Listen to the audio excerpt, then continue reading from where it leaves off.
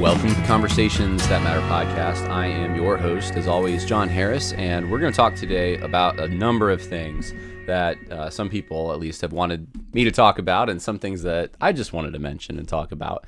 We're going to talk about Russell Moore. We're going to talk about, I'm going to show you a few clips, one from Matt Gaetz and another from a Christian, quote-unquote, Christian podcast, but it's advocating an interesting idea about Jesus, that because he had scars in his hands, he was disabled. A lot of really innovative readings of Scripture that people didn't see for thousands of years, but all of a sudden now we're now seeing all these things. I know there's a lot of people who are looking forward to me talking. I just want to acknowledge this about Carl Trueman, and because I mentioned it, I kind of teased it last week that I had read Rise and Triumph of the Modern Self, and I had some I liked a lot of it, but I had some concerns about I don't even know if concerns is the word. I just differed with him on a few things, and I am going to talk about that. It might be next week at this point. I have to get my thoughts together, and I don't think it's going to be a long thing, but just some basic framing things probably. But I will do that. But the other thing is, I'm probably next week. That's my guess. I'll be getting to this book by Carl Trueman called Republicrat, and I've thought about doing a series. I don't know yet, about like books or figures in quote-unquote conservative evangelicalism who have pushed some kind of a third way politically. And obviously, though, politics is based on moral frameworks, which are based on theology ultimately. And so there tends to be a theological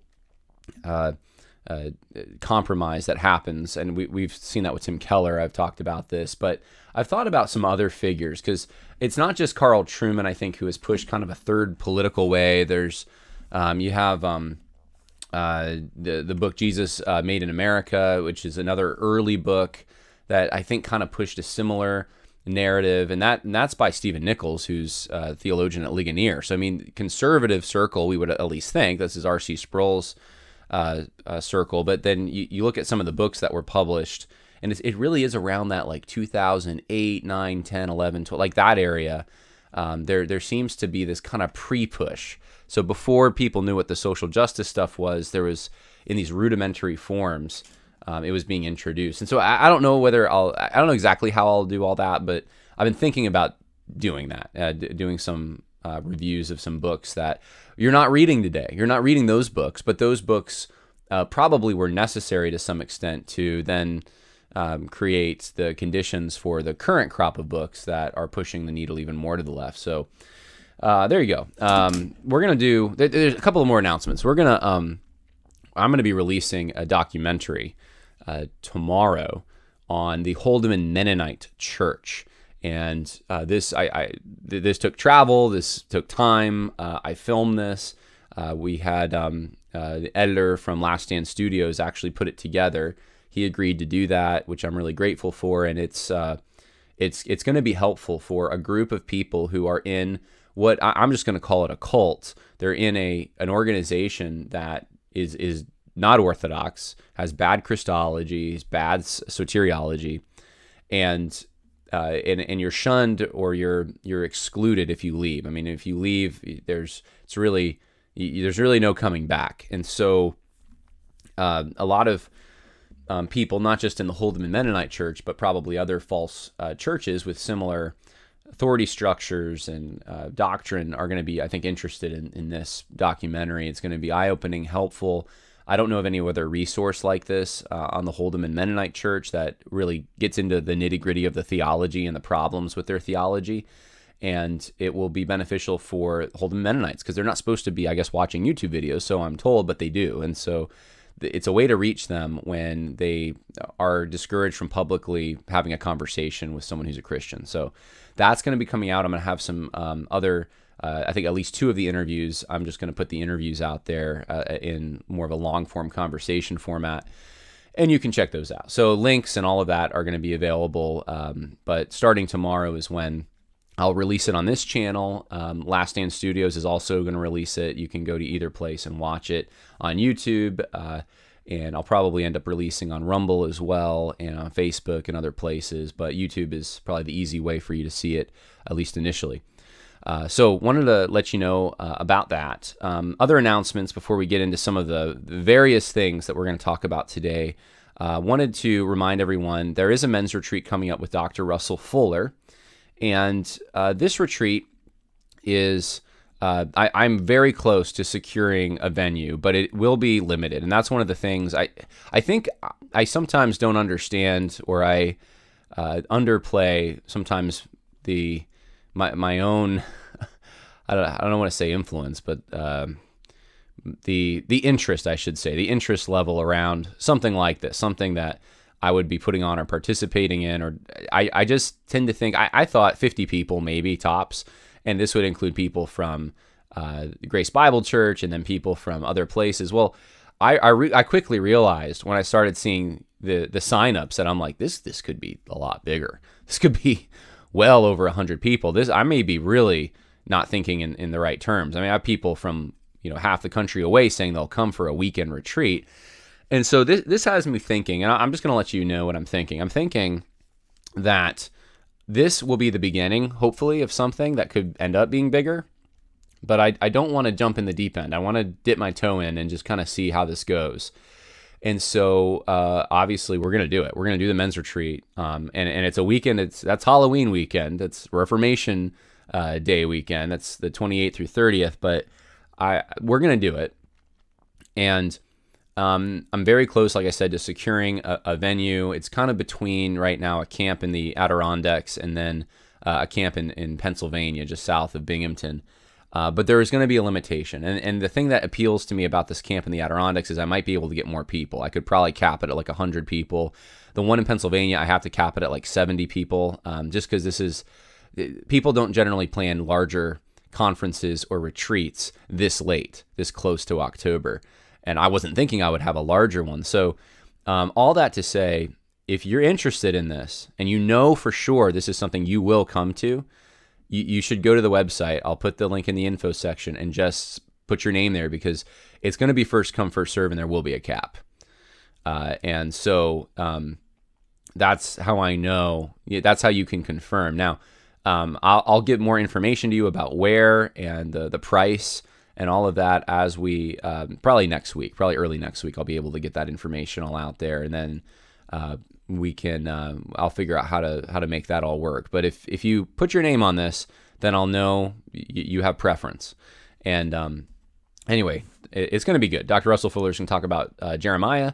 It's going to be Christian men. We're going to be out in the woods and doing some man stuff, and that's going to be good. And for years, looking in the future, maybe this could turn into conferences and things. Maybe we can look at doing some bigger things. I don't know. It never crossed my mind that I would really be the point man for something like that, though. I guess, and maybe I should have thought through that more. And but we'll see what happens. Anyway, that's going on.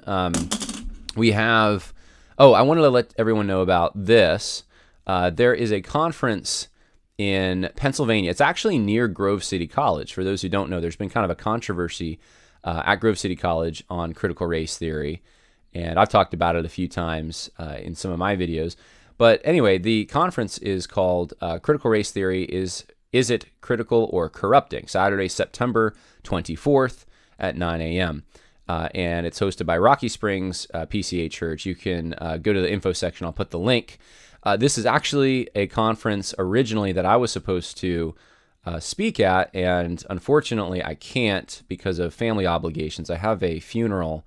My uncle, this has been kind of a year of some tragedy for my family, but one of the things that has taken place is my uncle unexpectedly died, and so it's in California, so it's a distance, and the memorial service was postponed until October, when the maximum amount of family could be there. And so it's on that day. And so I need to be there for that. But I still want to just commend that people check this out and go to this conference on September 24th if you're in that area. You have Scott David Allen and Jesse Gistand, or I'm not sure exactly how you pronounce his name. He's a pastor in California. Scott David Allen of course, has written a book on why biblical justice is different than social justice, and it's not that expensive. It's only $35, and if you're a college student, it's $20, and that pays for the conference and lunch. And I told the organizer when I couldn't make it, I said, look, I'll definitely shout this out on the podcast, and hopefully people can check it out. And I don't know, there may be another speaker coming on as well to this. I'm not positive about that, but there may be another speaker before this is over who also is going to share. So check that out. Wish I could be there. Can't. But that's coming up. And then I wanted to, let's see, talk about, there's a few other things. Oh, I want to let everyone know about our sponsor for this podcast, which is Equipping the Persecuted, helping Nigerian Christians. Christians in Nigeria suffering from persecution. There's a civil war essentially going on there, and it's heartbreaking, some of the stories that are coming out. One of the ways you can help, though, is by giving to Equipping the Persecuted. You can go to their website, equippingthepersecuted.org, and go to the Donate tab. You can click on that, and it's easy to do. There's a podcast. There's more information that you can get about the ministry. And one of the things that I like about Equipping the Persecuted is I personally know the person who runs it, Judd Saul, and I've been in the car when he gets calls from some of the people on the ground in Nigeria that he's helping supply with resources. In fact, there's a picture of him with some Nigerian believers, and it's not just food and water, it's also technical support, walkie-talkies, body armor, that kind of stuff, trying to coordinate to try to minimize the death that's happening when people that are terrorists come into these villages and do horrible things. It's ministering, of course, though, food and water and that kind of thing to refugee camps, and it's also bringing the gospel. And I know Judd goes there once or twice a year, and he preaches when he goes, and so that's sometimes, I think last time he did like a pastor's training conference, and so there's all kinds of things that they're doing, and I would just encourage you. That's a good organization that's not woke, and so that's really, those are the announcements that I wanted to bring to all of you. Let's get into the nitty gritty today. I want to talk about this, and it's really just because I want to talk. No one asked me to talk about this, but here's a story from boundingintocomics.com. The Lord of the Rings of Power actors confirmed show aims to erase Tolkien's work for the sake of modernity. I'm going to read you part of this. The Lord of the Rings of Power actors completely stripped away any kind of facade that might have been built for the Prime Video series that it would be faithful to Tolkien's literary work. Instead, they made it abundantly clear that the show is dedicated to modernity in spite of Tolkien's work and his clear criticisms of it. Sophia Nomvete, who plays Princess Daisa in the show, spoke to PA Media, where she claimed she is the face of a necessary redress of balance. She went on to detail, we are redressing the balance within the film and television industry, and of course, this franchise, I hope, lots of franchises moving forward. These are best people for the roles, but what we've done is open the door for people of all backgrounds to come forward and have opportunities to rise. Nomvente then made it abundantly clear this show has nothing to do with Tolkien's work other than the name of the series and characters. She stated, to be part of it creating accessibility for generations to come, for new generations, this is their version of Tolkien. This is what my daughter will see of Tolkien's works. She explained, it's their time and it's so important, and I hope many people will see this fantasy and be able to relate to it. This is a reflection of the world we live in. There are many, and we are different, and we will embrace and discover and peel back and learn and educate and be educated, and we can only do what we embrace and love our differences. It's kind of a word salad, but I'll explain in a minute. She asserted, to be the poster child and to fly the flag, being a mother, being a woman, being a person of color, being a curvaceous woman, deemed as a thing of beauty, is something we don't always see. So that image of Daisa, that is all of those things personified in a face, and it happens to be my face. Another actor in the series, echoed the claims, said that the awareness of diversity with Tolkien's original source material has grown.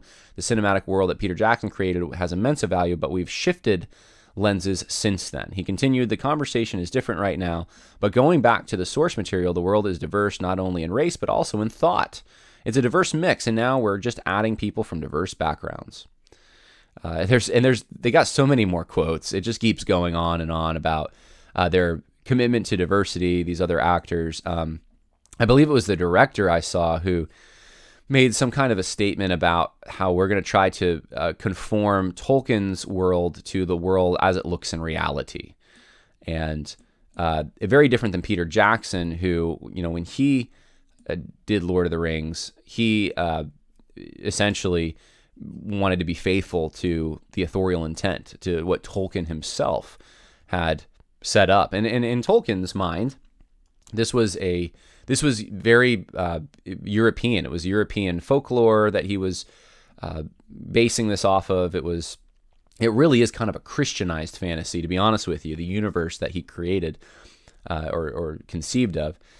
And so that's something that had a lot of transcendence to it. There was an overarching plan or a sense of providence in Lord of the Rings. One of the reasons I kind of like Lord of the Rings is that I always go back to the speech that that Frodo receives from Gandalf in the Mines of Moria as kind of like, that's the big moment in Lord of the Rings for me, because I just think it shows that it gives hope. It gives real hope where hope is actually to be found, which is in the transcendent and in the divine. It's in God. So this, you can watch the trailers for the Lord of the Rings from 20 years ago, and it's got a kind of a mystery to it, but you can just sense it. And I can't put my finger on all the reasons you can, but you can sense that transcendent quality. And it's, like I said, faithful to Tolkien. This is not faithful to Tolkien. This is essentially a remix, or it's a deconstruction move, actually. It's taking Tolkien and it's trying to, quote unquote, modernize him, trying to just use him as an inspiration, use his name because it's popular, as a way to get people to be interested in the show. But then it's inserting political and philosophical assumptions that Tolkien would not have made into the show. So it's a corruption of the show, or the story, I should say. And the big thing for me is it lacks that transcendent character. It doesn't come through the trailer. The dialogue is poor. There's just nothing of heavier things, of mystery,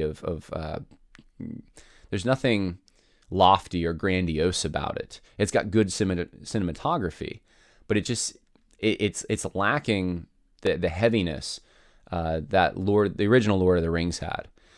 And then it seemed like you have people who are of African descent, who have Scottish accents and stuff in the story. If you want to write a story that has that, that's okay. There's nothing wrong with that. But that's not Tolkien. And it does come off. I think that's one of the things. It comes off as fake. It comes off as, and it's a fantasy, right? A lot, obviously this didn't happen, right? This is fake in the sense that but the thing about good fantasy is there is a conformity to real life. There was a relationship between fantasy and the lessons that are taught there in real life. And there's something about, there's just a lot of parallelism. And in this, I think when you do that, when you have, when you obviously, in Tolkien's work, dwarves had beards, they look like men and stuff. It was, I'm surprised they didn't go like the LGBT route with that, but instead they're going to put, it's all going to be like interracial relationships. It's all going to be like these, it doesn't make sense. It doesn't make sense like biologically. You have these races of people now in Lord of the Rings that they all look so different, like drastically different and stuff, but it's something where it would have had to have been recent immigration or something, right? It's not something that feels ancient. It doesn't feel like this race of people has shared experiences for generations, because then they'd all look alike. So it kind of drops that. And I think that's one of the, like, that's a little thing that I think takes away from it. Like that the ancient feeling of it and stuff is that, yeah, of course, in our modern world and multicultural urban places, you're going to have a lot of recent immigrants. You're going to have a lot of diversity as far as that goes. And that's not a people who have been together for generations that have all these shared experiences and shared identity and shared folklore, and they're actually quite different. And so Lord of the Rings is going to give you that urbanite kind of to modern urban modernity, this urban globalist kind of scenario, but in packaging it in this ancient land where you didn't have mass transit and you didn't have all the things that could have made for that. So it just lacks, it raises questions that really can't be answered, and it lacks authenticity. And I know for some that sounds weird because it's a fantasy. How could it lack authenticity? But in these parallel universes that are created, there also has to be a certain amount of authenticity that's brought to those that explains how they got to be the way they are. And then there's a parallel with the real world. And but you know, so there's many issues here. But I think the big one is the whole push behind this is the push we see that's happening everywhere. It's to deconstruct and then remake in a different image. And it's taking Tolkien and is using his name, but not actually sticking to any kind of authorial intent of what Tolkien would have approved of. It's not trying to be true to what the author, if he were to make a series, would have wanted based on his writings, and pushing in an agenda. And we're seeing it everywhere. It's in everything. You know, that as if there's some kind of this moral quality, or it's evil. I think one of the assumptions is like it's evil if it's not quote unquote diverse. It's discriminatory if it's not quote unquote diverse. And of course it only goes in one direction. We wouldn't, you know, should we put like all kinds of white people, right, or Europeans or Asian people in Wakanda? No, they don't do that. You know, they wouldn't make a film about you know, a Chinese karate movie or something, and then make like the people who live in China who are ethnically Chinese cast white people in those roles or something. They don't do things. They'll have stories in China where there's Europeans and stuff, but they wouldn't actually cast in those roles because they're trying to be authentic. That's the reason they do that.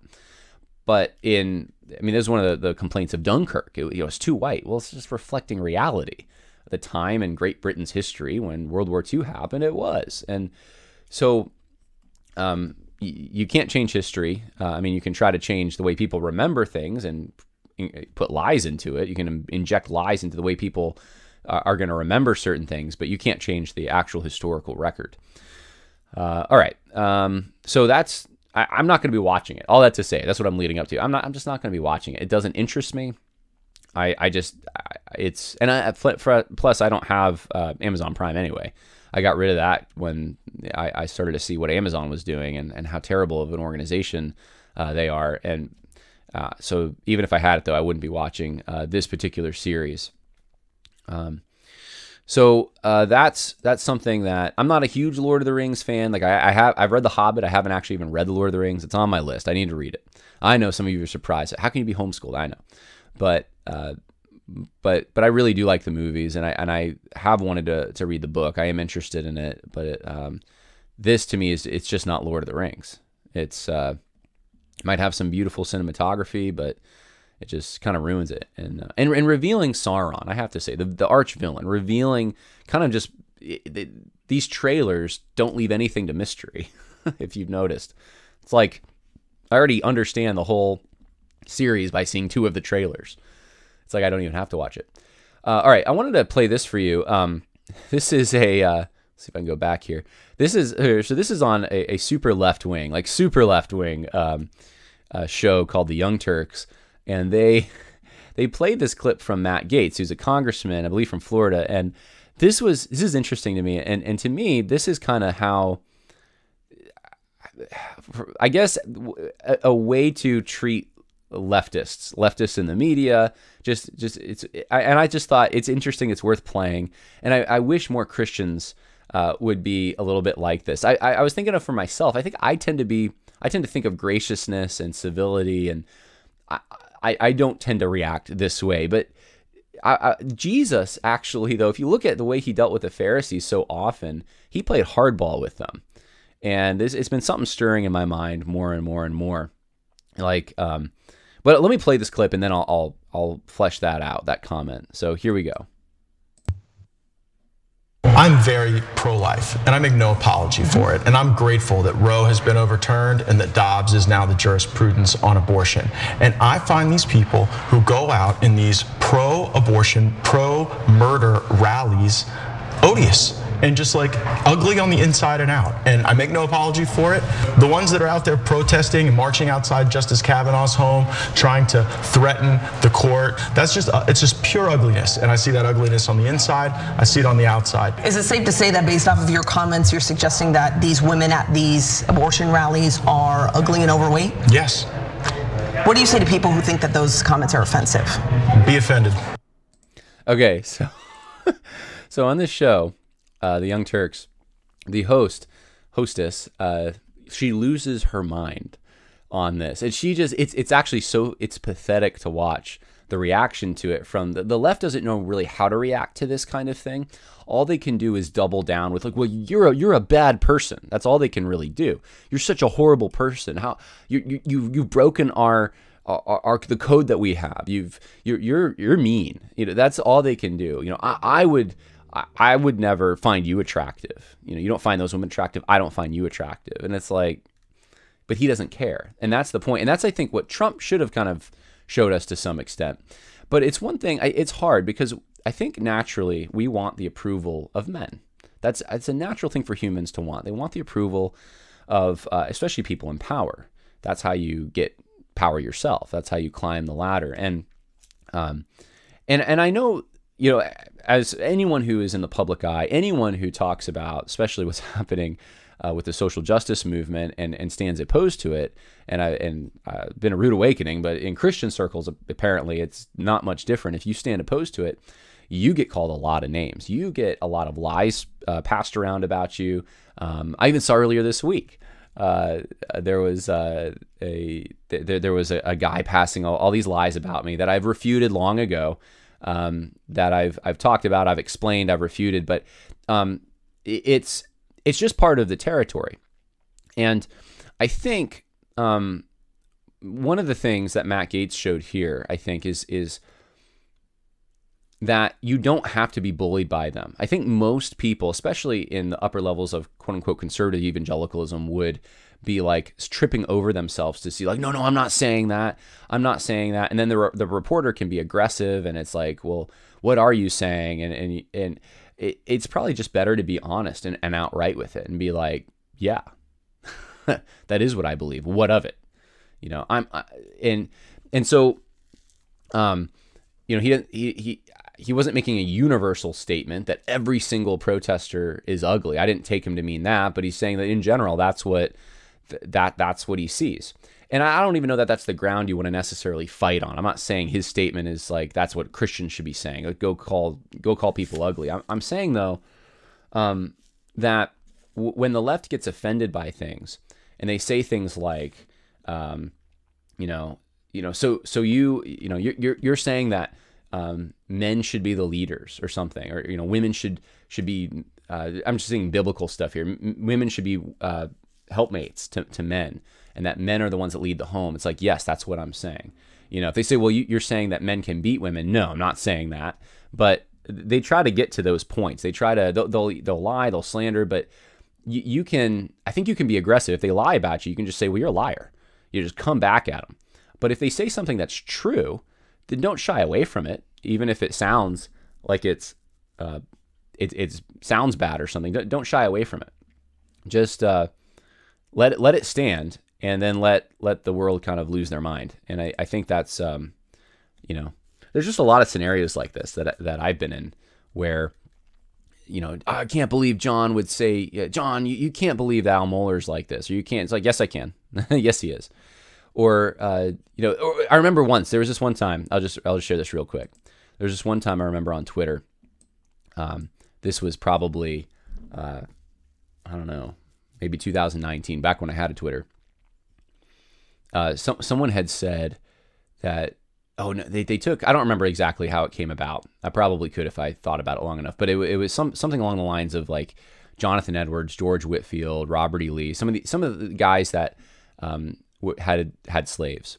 And they're like, John, you can't be saying that slavery is not a sin. Of course it's a sin. And I just like kind of went out on Twitter, and I remember I basically said, well, here's what the Bible says. And I said, if we start condemning or we start saying men like George Washington, George Whitefield, Robert E. Lee are somehow now in sin because just simply for the fact that they held slaves, not for the fact that they may have not followed biblical rules on that, because the Bible has teachings on this, but just because they happen to hold slaves, I said, I think that's a dangerous path to go down, because then we can just make the Bible say anything. That's just the biblical. We just throw out biblical ethics. We throw out what the Bible says about these things. And now we're just completely going on man's wisdom and really what modernity teaches about labor relationships and all that kind of thing. Well, anyway, that became a huge thing. That became on Twitter. It was all the leftists were like, it was like chumming because it was like, we found someone who said what we knew all the conservatives really believe this. And they found someone who they thought articulated it, and they thought they had a gotcha moment. The thing is, though, I stood on truth at that moment. I just said, this is what the Bible says. I'm standing on this teaching. Yeah, of course. And of course, anyone who's listened to this podcast for any length, anyone with half a brain knows I don't advocate for slavery. So, I can put all the qualifications there. Personal responsibility is much better. I would have been a gradual emancipationist had I lived in 1840. There, all that stuff. People know that, but I don't even think it's necessary in those moments always to have these qualifications. I think that's where we sometimes trip over ourselves with. And Matt Gaetz could have done that. He could have been like, I'm not saying they're all ugly. I'm not saying. He just kind of like he just said the truth, and he just let it kind of stand out there. And in this situation, I remember I kind of did something similar. I just said, this is the truth, and I let it stand out there. And what it did was it just increased the podcast numbers and everything. It's just more people were interested in, whoa, there's a guy who's not going to back down and like make a million apologies for something that the Bible teaches. Like, okay, let's go check him out. And that's the thing. I actually had some discussions earlier this week with some guys who are conservative, and some of them are still on Twitter, and they're dealing with some of the ridiculous. Twitter's ridiculous in my opinion. Some of the people that are on there, the voice, people who become popular on Twitter, that doesn't reflect in necessarily like real world stuff, but it rewards people who can be the most vitriolic and the people with the most diseased minds at times. And so you have to deal with that. And so we were talking about it, and I was like, look, I think it was a tweet where someone was being compared to Hitler for something. And it was something though that wasn't necessarily bad. It wasn't like, they're like, hey, love your country. It's like, well, Hitler loved his country. It's like, and I was like, why don't you, you could say, there's a lot of responses you could give, but I think most conservatives are like, oh no, I'm not saying that. I'm not a Nazi. Well, of course we're not. Like it's stupid to think like the whole thing was inane from the beginning. So, there's a couple ways you can handle it, but one of them could be, you could be like, yeah, well, I don't know, Hitler wasn't wrong to say that we should love our country. Let it stand. And then watch the internet explode. Watch all like, what do they have? What do they have? They could just call you names all day, but just prove to them, yeah, it doesn't work. Yeah, nah, I'm not accepting what you're saying. Yeah, you guys are discredited. Nah, you guys are, you're not the gatekeepers. And that's the whole point. You're not the gatekeepers. I don't bend to your authority. And so, yeah, obviously I've actually, because of my history background and stuff, I've had to read a lot of stuff. I've taken courses in the Holocaust and World War II. I've read Mein Kampf. I completely disagree with Hitler. I think it was an evil man. I think what he did with, the Holocaust obviously was evil, but even more than that, his economics, I think, were evil. There's so many things, but I don't think that, like, when someone's trying to like make that argument, I don't know that that's the time always to do that. It's just to be on the offense. The other side, what they're attempting to do in those moments, and what they're attempting to do with Matt Gaetz right now, is they want to be the gatekeepers. They want to be the arbiters of what's acceptable and what's not. And so if they can smear him enough, then they can get him kind of, let's marginalize him. Let's make him kind of a stain on this, so the other conservatives throw him overboard. Let's try to, and that way we're the gatekeepers. We're in charge of who's acceptable and who's not. And that's the crux of this whole issue. They don't get to define what's acceptable and what's not. We have a standard, and it's not the mainstream media. It's not leftists. It's not, we actually have one right here. We have an ethical standard right here. And this is the standard that we should be going back to. We have the Bible. We have logic and reason. We have the tools necessary to figure out. And if anyone's going to be making applying this, if there's a group of people, it should be people on our side of things, people who see these problems, not people. And I'll put it this way, and to make it simple, not people who read magazines, or I should say newspapers, that have headlines like this: New York Times, a taste for cannibalism. A spate of recent stomach-churning books, TV shows, and films suggests we've never looked so delicious to one another. Why let these people, and this is the same outlet that did the hit piece on Tucker Carlson. He's such a white nationalist, or whatever they said. Why let these people be the arbiters? They're moral, like, train wrecks. I mean, the groomer thing, there's truth to this. These are the people that are soft pedaling all kinds of evil, trying to get it. And I mean, I don't even know if I want to read this. Normalizing cannibalism. Normalizing cannibalism. I mean, can you stomach it? A fascination with cannibalism, perhaps not surprisingly, can toe a fine line. This is the beginning of accepting something.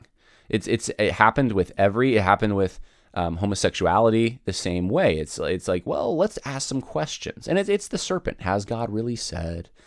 Let's nuance it. Let's explore this a little bit. And then the unthinkable, quotes, the unthinkable. Develop how about, no, it's wrong, it's evil. I mean, it's kind of a sick picture they even use here. These are the people that are going to lecture us on morality. I don't think so. And I think we need to get to the point, we really do, where we, as political conservatives and as Orthodox Christians and Orthodox believers, we got to get to this point where if these morally bankrupt leftist outlets that can't seem to read the Bible for themselves, that can't seem to understand morality if it hit them in the face, that we don't take them seriously ever. We just disregard it. Honestly, we should. We just right away disregard, as far like their moral reasoning, that's bankrupt. Why would you go to them for advice on anything?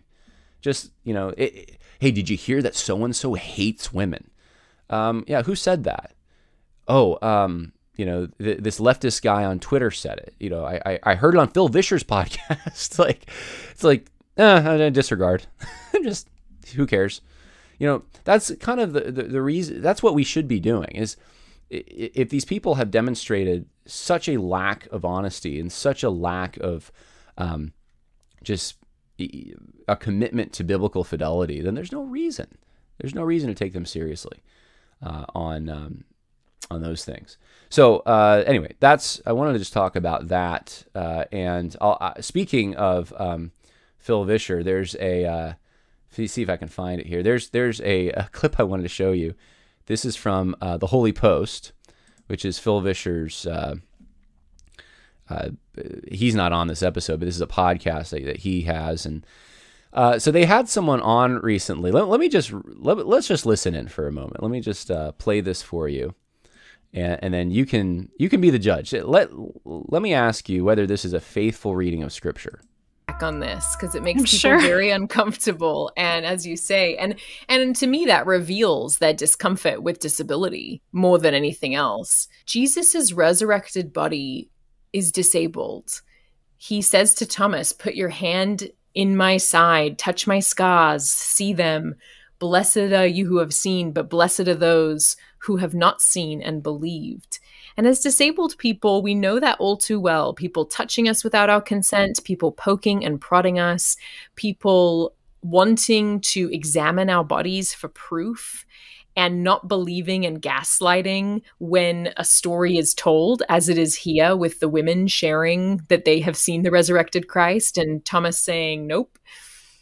And this, I think it's also really important because we say that we believe that Jesus has defeated the dominions of darkness and defeated death itself, and that death has no sting. But it was a whoopsie that he came back disabled? I mean, that doesn't make sense. So I think that what we are uncomfortable with is the idea that the risen Christ would choose a disabled form. And what that reveals to me is that it gives me the freedom, and hopefully it liberates us all, because it makes me realize yet again that my redemption and the marks of my healing are not things to be hidden or erased or eradicated. My disability isn't something to be ashamed of because it emulates the risen Christ. And that disabled body is the mark of all of our healing. Okay. Anything that maybe gave you a red flag, a yellow flag as you listen to that, well, it's innovative. This isn't a reading that... tell me the church father who put this spin on Jesus' resurrected body, right? You're not going to find it. Show me where they're in the Reformation, let's say, or Puritan, whatever group of people you want to talk about, Presbyterian divines. Who said this about Jesus' body? Who made this interpretation? This is obviously an innovative reading of Scripture. And it's coming at a time when intersectionality is so popular. And the statement that those who are disabled are emulating Jesus somehow, as if they have more of a shared experience with Jesus because of the disability they have. Now, here's the thing I'll say. If you go through trials and you react in the way Jesus reacted, and you learn and you grow and you rely on the Holy Spirit, and yeah, you have something in common with Jesus. But guess what? Everyone has trials. Everyone can have that. And that's the way you react to if you have a disability, you react to your disability. But just having a disability, I mean, Jesus could use his hands, right? What about someone who can't use their hands? Are they now not as much like Jesus? Or do you have to have the actual holes? If I go put some holes in my hands, am I more like Jesus? Like it. And the whole thing, you can sense the victimology kind of, or the idea that, well, people poke and prod us. They treat us ways we wouldn't want to be treated, and somehow, that's the same with Jesus. But Jesus was the one who actually asked Thomas, come and touch my hands. You see, and it wasn't to see if I'm disabled. It was to see that I'm actually here, that I'm actually alive. Like, it's just a whole twisted reading of Scripture to try to. And I don't know, there's so many, you could even see the Me Too stuff in here to some extent, not directly Me Too, but just, people don't believe that we're disabled, so they need proof. Like, oh my goodness, it's just like Thomas coming to Jesus and needing proof that, no, if you're someone who doesn't look disabled, but you say you're disabled, so people may ask you, well, how are you disabled? I mean, what is it what condition do you have? That, I don't think that's an unreasonable question necessarily for people who are close to you, at least. I mean, why? Well, I don't know. It's just, you can't question that, though, apparently. And that's the same as Jesus and doubting Thomas. What? Like, makes no sense whatsoever. But that's welcome to 2022. And someone from on the other line here is Caitlin, I think it's Scheiss, I'm not sure, but doctoral student at Duke Divinity. I mean, you'd think there would be more biblical literacy here, but yeah, here we go. So that's what's happening out there. Let's see what else. We're going to talk about. I'm going to talk about this. Speaking of social justice, at 100. Hymn Society considers how worship evolves. Christianity Today, really, how worship evolves.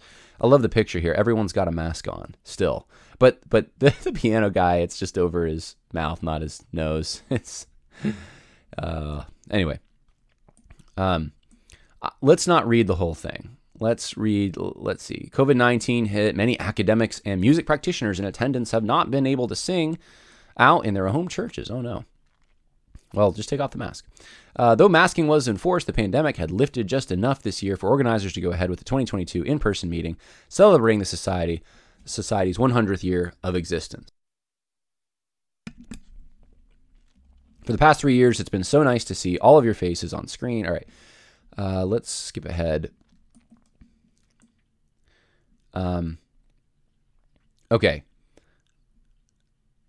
This is similar to the diversity. This is similar to actually the Lord of the Rings things, the Rings of Power series we were just talking about, in a way. The international panel of speakers grappled with the origins of the hymnody in parts of the world where songs brought by Western missionaries are still revered more than other church music, including the songs of local cultures. We're still in the process of decolonizing what we are singing, said Gerardo Oberman, a leader of Reformed churches in Argentina, and one of the panelists speaking through a translator. We are still trying to find our own voice, or trying to find our own rhythms, because there's a little bit of disconnect between what we sing in our homes, what we sing on the streets, and what we sing in our churches. C. Michael Hahn, an Iowa native who had long advocated for including global music in American congregations, said that despite concerns about Western music's dominance, some people across the globe made traditionally Western hymns genuinely their own. I've developed a little bit more awareness and sympathy for What a Friend We Have in Jesus sung in Yoruba, or not just in that language, but in a style that reflects they've Africanized it. So I love this. I love the contrast here. A guy from Argentina, hey, we got these Western hymns, and man, that's such a problem. We got to find our own stuff. And then a guy from Iowa, we have our own stuff, but we got to introduce these stuff that's not our own to diversify our hymnals. Do you see the contradiction here? Different standards. If you're in the West, if you're in America, the United States, then you need diversification. If you're in Argentina, you need your own local expression. So it's not, you can't have your own local expression here. So anyway, this is in Christianity Today, talking about the complexities of the hymn society and how they're considering how worship evolves. Well, worship doesn't. Worship is worship. The expression may evolve. The carrier, the way that worship is. The term is escaping me right now. There's a perfect term for this, and that anyway. They're talking about, though, the diversity of hymns, the styles, and how they're communicated, how these truths are communicated, how we participate in corporate worship with one another. And I just wanted you to see that double standard. It amazes me. I think the question is, and I was a minister of music for years, and I think the main thing is always in my mind, is it worshiping? Is a congregation able to worship? Okay, so you need something that's singable. I think that's one of the geniuses, honestly, of Western hymnody, is that in these hymnals, there's a place for everyone. There's a 4-part harmony. Everyone can jump in if you know how to read music. If you don't, then it makes it difficult. Some people can listen by ear and they can pick up the bass line or whatever line they need, treble, soprano. But the thing is, it was something that was designed to be inclusive to everyone, and the hymns themselves were they were simple enough that people could follow along, and they followed a basic cadence, a basic rhythm. Today, with performance-driven songs like from Christian Contemporary, you don't have that as much. They're too high, and you don't have the 4-part harmony, so not everyone can join in. And sometimes the ranges and the switches and the way that words and syllables are crammed into notes that don't fit them, because it's for performance, it's not for singability. Unless you listen to the song 50 times, you can't sing it. And that's one of the problems, I think, today that's facing. I think we're going to have to go back to more of a hymnody that there was a genius behind it. Doesn't mean it's perfect. It doesn't mean there aren't other expressions. Doesn't mean there aren't other styles. None of that. It's one of the reasons, and I'm not legalistic on this. I think drums are fine. I think it's fine to have guitar. I think it's fine to have different instruments, as long as they're not drowning out the music. If they're taking away, though, from the 4-part or the melody or whatever you're supposed to be following in your singing, then it takes away. It detracts, and you don't want to detract or distract from worship music. That's the whole point. So there are going to be styles that they're not going to be useful for congregational worship. You just can't. R&B is not a useful form for congregational worship. It may be fine in other venues for other purposes, but it's not going to be something the whole body can come around and on a Sunday morning and worship together in. And it it's not going to happen. Certain forms of really hard rock are just not helpful in that regard. People can't scream their lungs out. Not everyone can do it every Sunday. So you're trying to get a broad range of people, and this is real diversity comes in, right? There a range of voices, different people, men and women. Women, hate to break it, but women do have higher voices than men generally. You're trying to get all these people to come together to make one beautiful noise to the Lord. And that's the point of beauty. It's not about the people and what their tastes are. It's about giving voice it's about giving worship to the Lord. So I think that was one of the positives of the Western music. And I'm not saying other forms can't have elements of that, but that should be the main concern in my mind. But the concern is shifting, and it's shifting to just diversifying. And when you start doing that, and if congregational singing and worship are not your primary priorities, then you'll lose it. You'll lose all of that. The last thing I wanted to talk about, I think it's the last thing. Is it the last thing? Where is it? I had it pulled up, I thought. Now I'm not seeing it. I thought I had. Let's see if I can find it now. All right, Russell Moore, Christianity Today. Oh, I think this must be it. Okay. Oh, I did have it pulled up. Okay. Let's go over here. Fantasy role-playing is hurting America. This is Russell Moore's latest column. And I haven't read this, so this is a cold reading. Is it short? It is short. Let's read or skim or something here. A number of people have been sharing this. Someone texted me the other day with this, and I figured I would make this a cold read. As a kid in the 1980s, I heard dire warnings from my evangelical leaders about the fantasy role-playing game Dungeons & Dragons. We were told, a foothold of the occult. Although I never played, I didn't take these admonitions all that seriously because I reasoned that the same logic could be applied to Lord of the Rings or Narnia. Now in the 2020s, I am wondering if my evangelical elders weren't partly right about the way fantasy role-playing can paganize a culture, just not in the way they expected. Here we go. In this month at Atlantic, Jennifer Senior explores a similar thought in relation to nationalist political strategist, right-wing media personality Steve Bannon, who is currently indicted on charges of contempt of Congress regarding his alleged role in the January 6th insurrection. Putting aside that I think about Bannon himself, I was struck by one section of the article that explains much of what's happening in America right now. Senior points to a 2018 documentary in which Bannon explains to a filmmaker how, when working on the internet gaming industry, he was surprised to learn just how many people are devoted to playing multiplayer online games. Bannon interprets this intensity through the grid of a hypothetical man, David from Accounts Payable, in the days after his death. Some preacher from a church or some guy from a funeral home who's never met him does a 10-minute eulogy, says a few prayers, and that's Dave, Bannon says. He contrasts this boring real-life Dave from Accounts Payable with Dave's online gaming persona, Ajax. Ajax is tough and warlike. When he dies in the fantasy, there's a funeral pyre, and thousands of people come to mourn Ajax the warrior. Now, who's more real, Bannon asks, Dave in accounting or Ajax? Senior writes, Bannon realizes that some people, particularly disaffected men, actually prefer and better identify with the online versions of themselves. Bannon tapped into this, Senior reports, when he acquired Breitbart News and realized that the comments section could be become more of a community for certain angry, lonely individuals than the town they live in, the old bowling league. He noted that the comments section could be weaponized at some point in time. The angry voices properly directed to have latent political power. Senior asked whether Bannon considers what he has done in propagating political media and in energizing populist nationalist movements to be the gamification of politics. He replied that this is exactly what he's doing. I want Dave in accounting to be Ajax in his life.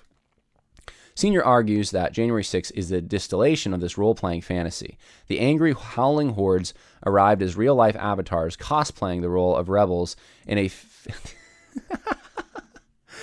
in face paint and fur. They stormed the Capitol while an enemy army tried to beat them away. This is hardly new. And the funny thing to me about this is that, what about, maybe he'll bring it up, but what about the leftist protests and stuff? What was that? Just all cosplay? Was that just all fantasy? Just like trying to be something that they aren't? Because that's the whole thing. What Dave in accounting is not the mighty warrior. So he's pretending to be the mighty warrior. And it looks like, and I haven't heard what Bannon said, but it looks like what Bannon's trying to say is that I want Dave in accounting to be Ajax in his life. In other words, Dave knows that he has a masculine impulse, and it's being channeled in wrong directions that are not bearing any fruit. There's nothing going on. But he gets he's in a fantasy. He's fooled into thinking he's doing something productive when he's not. And so Bannon is saying, let's do something productive. Let's actually be. Let's channel that actually good masculine energy into something that's productive. And so there's nothing wrong with that. But Russell Moore's twisting this whole thing around to be that January 6th was just one big role-playing fantasy.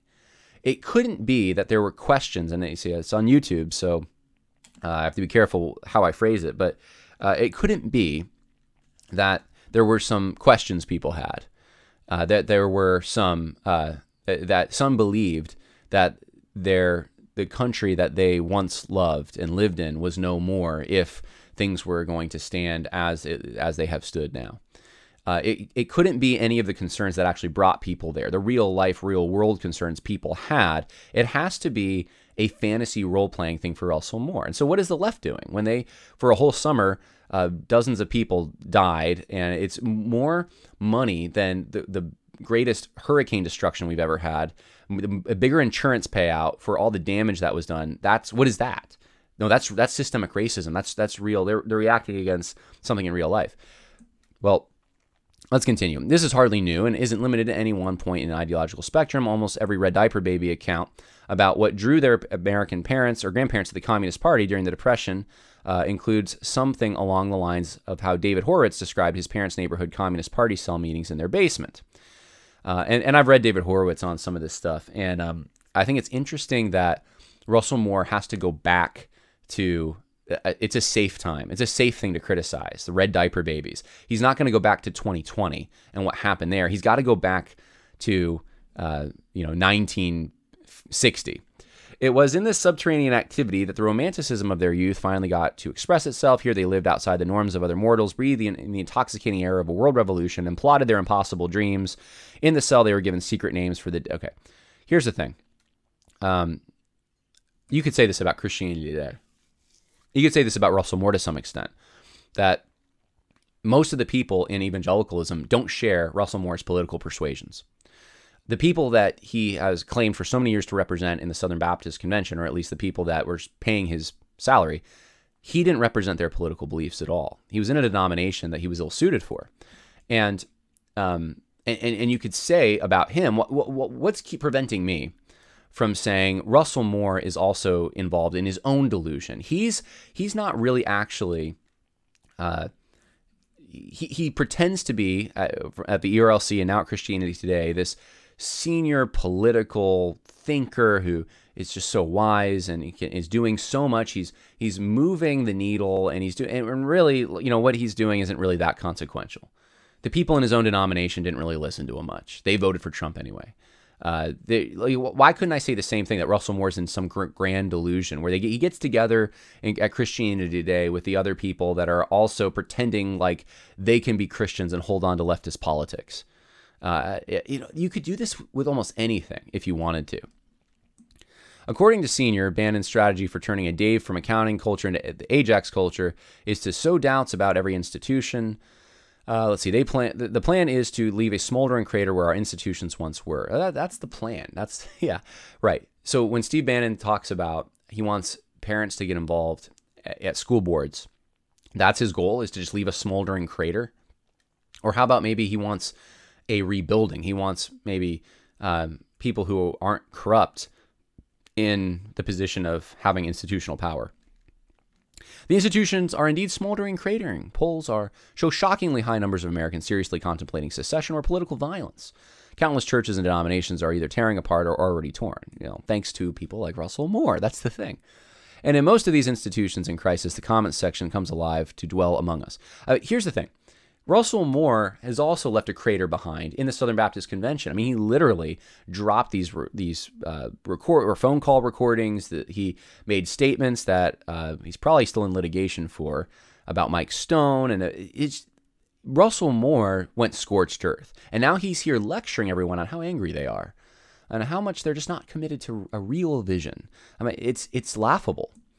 But let's forget for a moment, Russell Moore says, the institutions themselves, whether the Republic or the congregation or anything else, let's consider that individuals themselves. Spend some time with the person raging on social media or at the microphone at the church business meeting, and you will often find the very same dynamic been and identified. That Dave from Accounts Payable wants to be Ajax.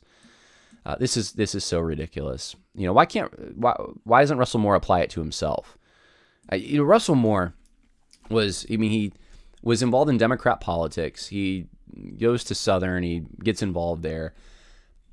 He wanted to, at one time, he says, to be the governor of Mississippi. You know, why can't Russell Moore just be living out a fantasy? Why he's the guy that, you know, wanted to do all these political things, but instead he's just leeching on Christian organizations. He destroyed the last one he was at, or he left a crater when he left. He's a tool of destruction. He doesn't really accomplish any. Like, why can't that kind of thing be said about him? And that he's angry, that he's got an issue, and that it won't, though. He won't see it. You have to be so blind not to see that the criticism you're leveling could be leveled against you. It turns out to be actual fantasy role-playing, whether it be Dungeons and Dragons in a treehouse years ago or multiple videos. It's just to make fun of. It's just to say that these people are juvenile. They're pathetic. When in reality, Russell Moore's pathetic, guys. Russell Moore's kind of pathetic. I mean, think about it. I mean, I'm not going to try to be, you know, I try to be nice, but on the track that Russell Moore was on and seeing where he ended up and seeing the legacy that he has at his time at the Southern Baptist Convention and how the people in that convention actually think about him and feel about him, the people who paid his salary for so many years, it's kind of pathetic. What are his accomplishments? Name them. What are Russell Moore's accomplishments? He's written a few books. I don't know. Like, for a guy who is so interested in politics, what has he been able to do politically other than destroy the denomination he was at and develop a lot of people who thought he was one thing and deceiving them into really. You want to talk about fantasy? I mean, people thought Russell Moore was this conservative guy. He talked about patriarchy being a positive thing years ago. I mean, he portrayed himself to be one thing, and then that's not what he was. And then you go back to his early life, and you're like, oh yeah, we talk about living a fantasy or not being forthright about who you are. I think we're going to skip through some of this because it's just more of the same. C.S. Lewis thought that paganism was a better place to start with proclaiming the meaning than arid secularism. He pointed out that the myths of paganism at least acknowledge a reality beyond the material, but what happens when we discover a kind of syncretism that mixes a pagan sense of meaning with a secular loss of hope, all the while thinking itself to be Christian? So this is going against Christian nationalism, etc. I don't think he's using the word Christian nationalism, but he's talking about January 6th. He's talking about Trump supporters. Maybe more people, he says, will see that there is indeed a cloud of witnesses all around us that we don't need them to cheer for us. We just need to bear witness along them to the one who endured the cross, blah, blah, blah. He's putting the biblical veneer on his rant. Let's see. Remember me when you come into your kingdom. Our culture is fantasy role-playing. Let me just read through the last paragraph here. Our culture's fantasy role-playing is leading us to some perilous places. Sadly, we often replicate it even within the church. There are dragons indeed, both within and without, yet sometimes the dragon is not the one we're slaying in our fantasies, but the one offering us the illusion of belonging, glory, and meaning. Okay, Russell Moore, you have an illusion of belonging, glory, and meaning in leftist church politics. Why can't I say that? And the very one that will just chain us up in one more dungeon. The world needs a different story, and Christians have one. Let's remember it. Let's sing it. Let's tell it. By God's grace, let's live it. Okay, let me give you this one. Christians are against lying. Christians are against stealing. Christians are against all these, and I guess I wasn't showing anyone the article. I didn't realize that. I was scrolling along here. This is the article. Fantasy role-playing is hurting America. Then you have a guy with a jousting an eagle. It's just, you know. Try not to be a hero. Being a hero, I guess, that's not good. This is so, some of my friends would probably call it beta male. But, all right, so now you saw that's what the article looks like. Now, so here's the thing. Self-refuting, in my opinion. Russell, you could just apply what he says to himself, and it would apply. it shows something, though, in my mind. It shows there's this, it's this opposition to masculine behavior that you're seeing here too. And in the Bible, he's coming back to, look, the Bible gives us this vision of reality. Well, how about this? The Bible also talks about David's mighty men and what they accomplished, commends them. It talks about David being a man after God's own heart, despite the fact that he was this warrior. I mean, the Bible, Jesus himself, showed a lot of aggression at times, what would be considered aggression today. Certainly with the whips, the whip in the temple. You see the biblical law being against cheating and stealing and all the things that people showed up on January 6th because they were concerned about. That's also that's what the Bible is giving to us. And so if that's not part of your reality, if you just downplay all those things and that it doesn't matter, it's not important, then what does that say about you? So I just figured that's my cold read of it. Figured I'd give that to you. Last but not least, I wasn't planning on talking about this. I noticed I had the tab open, though. I just wanted to acknowledge and let people know J.D. Hall. There's a statement that J.D. Hall's church, FBC Sydney, put out recently about him. And I just want to say this. I'm going to keep it super vague. And not vague, that's not the word. I'm going to keep it just kind of general. And the reason I'm going to keep it general is just because I don't think it's my place, and I don't think I have even the necessary information to come to you and tell you this is what happened. There's a police investigation, as far as I know, and there's a church discipline process going on. The police investigation involves a call that was made, and I think in this statement it says a church leader made the call about potential abuse in the home. And I just want to let everyone know that I have talked to people who are closer to the situation.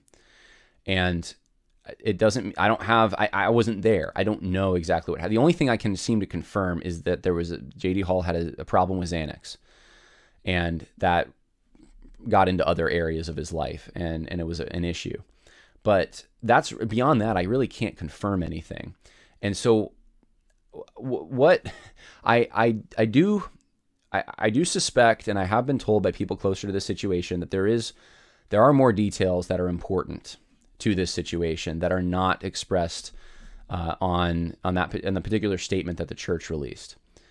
And that's really all I'm going to say. My advice to people is wait. If you're concerned about JD, and hopefully that concern's a legitimate concern, is a hope for that he's repenting, that he's getting better. I do have it on good authority that he is being counseled, that he's going to counseling, and that the counsel is to stay off social media, and that's the reason that he's not weighing in on these things. So I've been told this. I don't think it's my place to get into any more details really than that, but I think if you're really concerned, then you got to wait for this police report or this police investigation to conclude, and you need to wait for the church discipline process to conclude. And these hot takes that are happening right now, so many of them that I've seen are just, I look at them and I'm like, it's ignorant. It's based on the information. You have to be just very careful. You have to just be open to the idea that there may be other information or missing information that could make more sense of things. And that's all I'm going to say. And so I'm totally open to, and I believe JD, it was obviously wrong for him to have this Xanax issue. And I think, obviously, if other things get confirmed that were wrong, I have no problem saying that was sin, that's evil. And the hope is that JD would repent of those things. And it's a lot different than other circumstances where people, they'll John, how come you can't call out JD like you do someone who's a false teacher or something? And it's like, well, people covering for false teachers or false teachers is on a different level in my mind. That's a greater threat to the church directly. And this is the bigger issue for me. They're not stepping down. They're not admitting that there's been an issue. They're still in the pulpit, or they're still in whatever area of influence they have. JD's not that. JD's not in any area of influence right now. He's not online blogging. He's not in the pulpit of his church. He's getting counsel. So what am I supposed to say, right? So I think that's where someone was asking me yesterday for advice on how to handle this. And I said, I think that's the only advice really you need is, pray for JD, pray for his family, pray for the church, and just be a little patient with these things that are ongoing and that we don't have all the full details on. And that's it. There's really not much more to say. So I figured I would just let you know that, and hopefully that helps a few people who are like this. There's sort of a knee-jerk reaction I've just seen. Some people really want to condemn right away, and there some of them are showing. Yeah, these are two things I noticed for some people, at least. Some people who are really just going to town with the J.D. Hall thing did not show the level of excitement for the overturning of Roe v. Wade, which is weird to me. I noticed that. I thought it was weird. There's like a giddiness about like, oh, look, JD fell. The other thing is the thing that I often had an issue with JD on, the thing I confronted him about was the lack of grace that I would see with him sometimes, that there needs to be more grace here. And I'm not saying sugarcoat anything. I'm not saying don't, report on false teachers. I'm just saying sometimes, making mountains out of molehills, making enemies out of friends, sometimes just phrasing things in the worst possible way, things like that. There were times that I would be like, JD, like, why would you write that, right? And I've told him this. Some of the people that are criticizing JD right now, that are going to town on this, are showing less grace almost than he showed. That's the thing I don't get. You don't like JD Hall so much, so you're acting like him, only worse in some ways. Some people. So I've seen that, and I just wanted to let you know, like, hey, just stop and think for a moment. Like, you don't have to knee jerk without all the information. You can acknowledge what's been revealed, and you can say, we're waiting. This is bad, and we're hopeful and waiting, and hopefully, even if he was your enemy, hope that he repents and this gets his attention. Why not that? He's been humiliated. There's nothing to humiliate him more on. And then for the people, there are some people who want to just defend JD because they really liked some of the exposure he brought at Pulpit and Pen and Protestia, and they just feel like they don't have the information. How do I defend him? And it's like, you got to be patient too. Like, yeah, you have to admit at least what has been confirmed. The Xanax thing has been confirmed. And I think just be open to their men's sin, and there might be more sin here, and don't think that you have to just go out and defend him right away.